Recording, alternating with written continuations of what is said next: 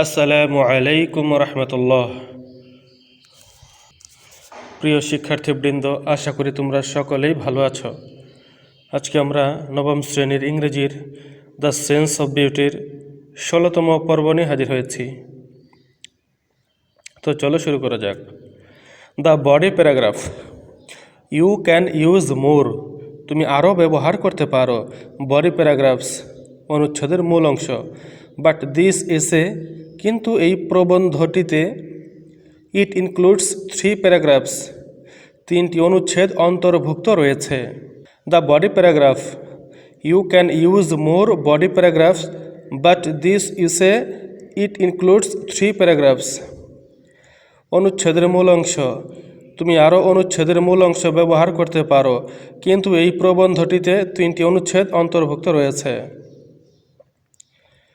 These are body 1, body 2 and body 3. Remember that each paragraph should focus on either showcasing one piece of supporting evidence or disproving one contradictory opinion. এগুলোর হলো মূল অংশ 1, মূল অংশ 2 এবং মূল অংশ 3। মনে রাখবে যে প্রতিটি অনুচ্ছেদে হয় সমর্থনসূচক প্রমাণের একটি অংশ প্রদর্শন করা বা একটি বিপরীত মতামতকে অস্বীকার করার উপর গুরুত্ব দেওয়া উচিত। This will allow for clarity and direction. এটি স্পষ্টতা এবং দিক নির্দেশনা প্রদান করবে। Throughout the essay, প্রবন্ধ জুড়ে। This will allow for clarity and direction throughout the essay. এটি প্রবন্ধ জুড়ে স্পষ্টতা এবং দিক নির্দেশনা প্রদান করবে।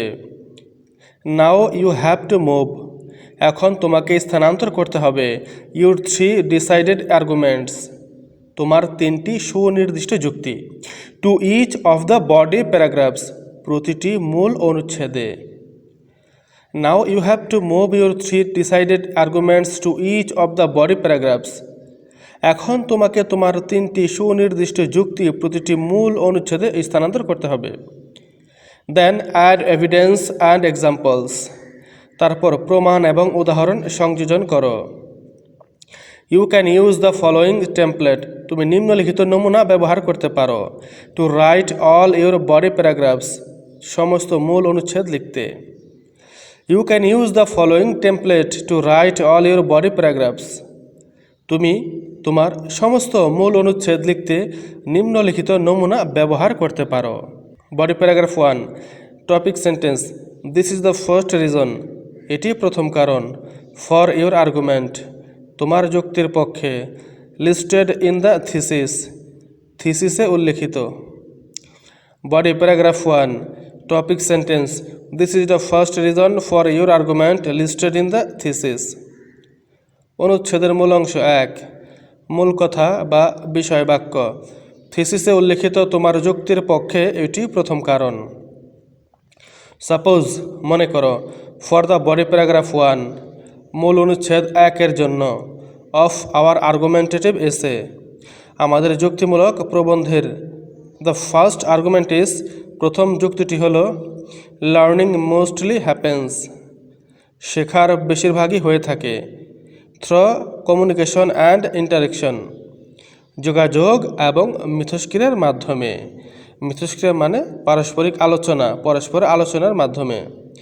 Between the teacher student and student student, শিক্ষক ছাত্র এবং ছাত্রছাত্রীর মধ্যে।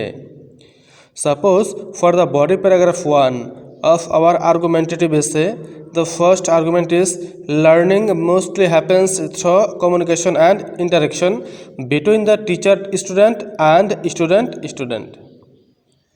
মনে করো, আমাদের যুক্তিমূলক প্রবন্ধের মূল অনুচ্ছেদ 1-এর জন্য প্রথম যুক্তিটি হলো, শেখার বেশিরভাগই হয়ে থাকে শিক্ষক ছাত্র এবং ছাত্রছাত্রীর মধ্যে যোগাযোগ এবং মিথস্ক্রিয়ার মাধ্যমে।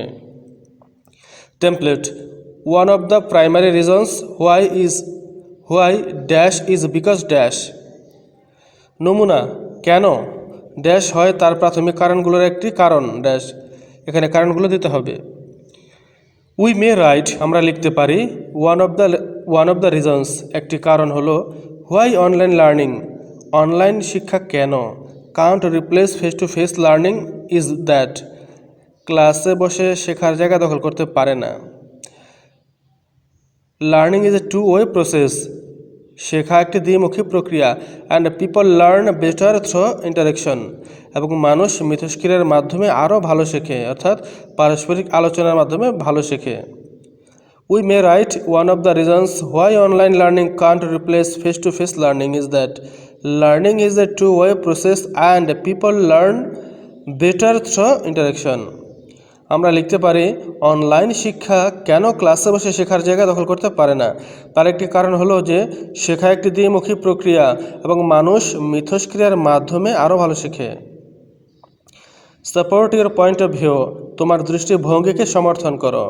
With at least one quote or paraphrase, অন্তত একটি উদ্ধৃতি বা শব্দান্তরিত করে। Support your point of view with at least one quote or paraphrase, অন্তত একটি উদ্ধৃতি বা শব্দান্তরিত করে তোমার দৃষ্টিভঙ্গিকে সমর্থন করো। Template according to name of the author or speaker, page number. নমুনা অনুযায়ী লেখক বা বক্তার নাম, পৃষ্ঠা নম্বর।